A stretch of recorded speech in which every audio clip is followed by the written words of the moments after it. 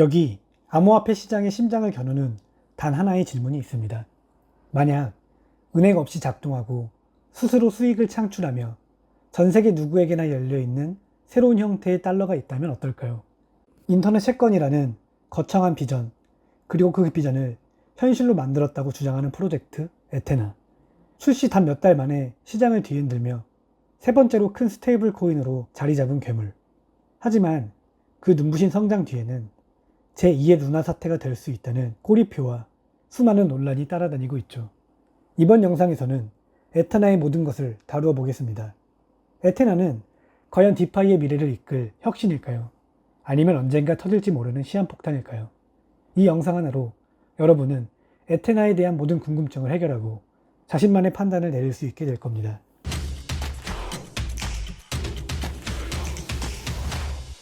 에테나의 이야기를 이해하려면 먼저 기존 스테이블 코인들의 가진 원재를 알아야 합니다. 여러분이 흔히 쓰는 USDT나 USDC 이런 코인들은 사실 은행 계좌에 보관된 실제 달러나 미국 국채를 담보로 발행됩니다. 이게 안정적으로 모일 수 있지만 치명적인 약점이 있습니다. 바로 중앙화 리스크입니다. 만약 정부가 이 계좌를 동결하거나 은행 시스템에 문제가 생기면 어떻게 될까요? 2023년 실리콘밸리 은행 파산 때 USDC가 달러 가치를 잃고 휘청했던 사건을 기억하실 겁니다. 이게 바로 전통 금융 시스템, 즉 그들에게 의존할 때 발생하는 문제입니다. 이런 문제의식을 가진 한 남자가 있었습니다. 바로 비트맥스의 창립자 아서 헤이즈. 그는 2023년 더 스톤 크러스트라는 글을 통해 도발적인 아이디어를 던집니다. 암호화폐 담보와 파생 상품을 이용해 은행이라는 탯줄을 끊어낸 합성 달러를 만들자. 그리고 이 비전의 영감을 받아 전통 금융시장에서 10년간 뼈가 굵은 전문가 가이 영이 에테나를 설립하게 됩니다. 그의 목표는 명확했습니다. 암호화폐 네이티브이면서 검열에 저항하고 확장 가능하며 심지어 수익까지 창출하는 새로운 화폐를 만드는 것. 바로 인터넷 채권의 탄생이었죠. 자, 그럼 에테나는 어떻게 암호화폐의 미친 변동성 속에서 달러 가치를 유지할까요? 그 핵심에는 델타 중립이라는 듣기만 해도 머리 아픈 전략이 있습니다. 여기 옥수수를 재배하는 농부가 있다고 상상해 봅시다. 이 농부의 수익은 당연히 옥수수 가격에 따라 춤을 추겠죠. 미래의 수익을 안정시키고 싶은 농부는 아주 영리한 방법을 씁니다. 첫째, 밭에 실제로 옥수수를 열심히 재배합니다. 현물 롱 포지션이에요. 옥수수 가격이 오르면 이득이죠. 둘째, 동시에 미래의 특정 시점에 정해진 가격으로 옥수수를 팔겠다는 선물 계약을 팝니다. 이게 바로 선물 숏 포지션입니다. 만약 옥수수 가격이 오르면 밭의 옥수수 가치는 오르지만 선물 계약서에는 손실이 발생합니다. 반대로 옥수수 가격이 내려가면 밭의 옥수수 가치는 떨어지지만 선물 계약에서 이익이 발생해 이걸 완벽하게 상쇄하죠. 결국 농부는 옥수수 가격 변동과 상관없이 안정적인 상태, 즉 델타 뉴트럴 상태가 되는 겁니다. 에테나가 바로 이 농부입니다. 프로토클은 사용자들이 맡긴 이더리움을 보유하면서 동시에 동일한 가치의 이더리움 무기한 선물 숏 포지션을 취하는 거죠. 이걸 통해 이더 가격 변동이라는 가장 큰 리스크를 제거해 버리는 겁니다. 그럼 가격 변동으로 돈을 버는 게 아니라면 대체 그 엄청난 수익률은 어디서 나오는 걸까요? 에테나의 수익 엔진은 두 개입니다. 이건 아주 안정적인 기반 수익입니다. 에테나가 담보로 받는 ST이더 같은 자산들은 이더리움 지분증명 네트워크에 스테이킹되어 연 3에서 4% 정도의 이자를 자체적으로 벌어들입니다. 이건 마치 밭에서 옥수수가 저절로 자라는 것과 같죠. 바로 이것이 에테나의 핵심이자 높은 수익률의 원천입니다. 무기한 선물 시장에는 펀딩비라는 재미있는 규칙이 있습니다. 시장이 강세장일 때는 너도 나도 가격 상승에 베팅하며 레버리지를 쓴 롱 포지션을 잡으려고 하겠죠. 이때 시장의 균형을 맞추기 위해 롱 포지션을 잡은 사람들이 숏 포지션을 잡은 사람들에게 일종의 수수료, 즉 펀딩비를 지불하게 됩니다. 그런데 아까 에테나는 항상 숏 포지션을 유지한다고 했습니다. 따라서 강세장 동안 에테나는 가만히 앉아서 롱 포지션 투자자들이 내는 펀딩비를 계속해서 벌어들이는 겁니다.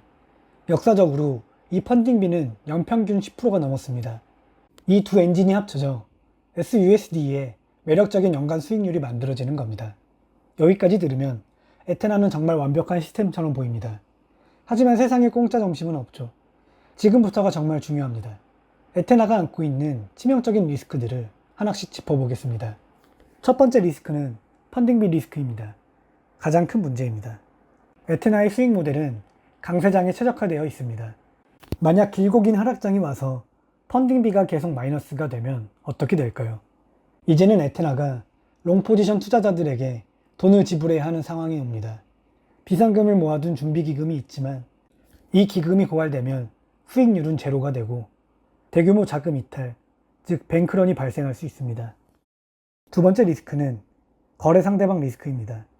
에테나는 탈중앙화를 외치지만 실제 해칭 전략은 바이낸스, OKX 같은 중앙화 거래소에서 실행됩니다. 만약 FTX 사태처럼 이 거래소 중 하나라도 파산한다면 프로토콜 전체가 마비될 수 있는 치명적인 리스크입니다. 물론 자산을 거래소 외부 커스터디 업체에 보관해 리스크를 줄이려 하지만 이건 또 다른 신뢰의 문제를 낳을 뿐입니다. 세 번째 리스크는 시스템 리스크입니다. 담보자산인 ST 이더와 가치가 벌어지는 디패깅이 발생하거나 에이브나 펜들 같은 다른 디파이 프로토콜과 얽힌 복잡한 수인 루프가 연쇄적인 청산과 디레버리징을 촉발할 수도 있습니다. 네 번째 리스크는 규제 리스크입니다. 에테나의 수익 창출 모델은 너무나 혁신적이라 규제 당국이 이걸 증권으로 판단할 가능성도 배제할 수 없습니다. 자, 이제 모든 카드가 테이블 위에 놓였습니다. 강세론자들은 말합니다. 에테나는 토큰 발행으로 돌려막는 가짜 수익이 아닌 시장의 핵심 활동에서 비롯된 진짜 수익을 제공하는 최초의 프로토콜이다. 1대1 담보 모델과 거대한 파생상품 시장을 활용해 전례 없는 확장성을 보여줄 것이다. 약세론자들은 반박합니다. 에테나는 하락장을 겪어보지 못한 맑은 날의 프로토콜일 뿐이다. 본질은 소수의 중앙화 거래소에 의존하는 디파이로 위장한 시파이이며 신뢰가 무너지는 순간 테라, 루나처럼 재기적인 붕괴를 맞이할 수 있다. 에테나는 디지털 자산 경제의 지속적인 성장에 모든 것을 건 고위험 수익의 베팅입니다. 만약 이들이 리스크를 잘 관리하고 살아남는다면 온체인 금융의 기반이 되는 인터넷 국제로 자리매김할 겁니다. 하지만 실패한다면 암호화폐 역사에 또 하나의 거대한 실패 사례로 기록될 것입니다. 여러분은 어떻게 생각하시나요? 에테나는 디파이의 미래를 열어젖힐 혁신일까요? 아니면 탐욕이 빚어낸 또 하나의 모래성일까요? 이번 영상이 에테나라는 복잡한 퍼즐을 맞추는 데 도움이 되셨다면 좋아요와 구독 부탁드립니다. 여러분의 응원이 더 깊이 있는 분석 콘텐츠를 만드는데 가장 큰 힘이 됩니다. 지금까지 코인사이트였습니다. 감사합니다.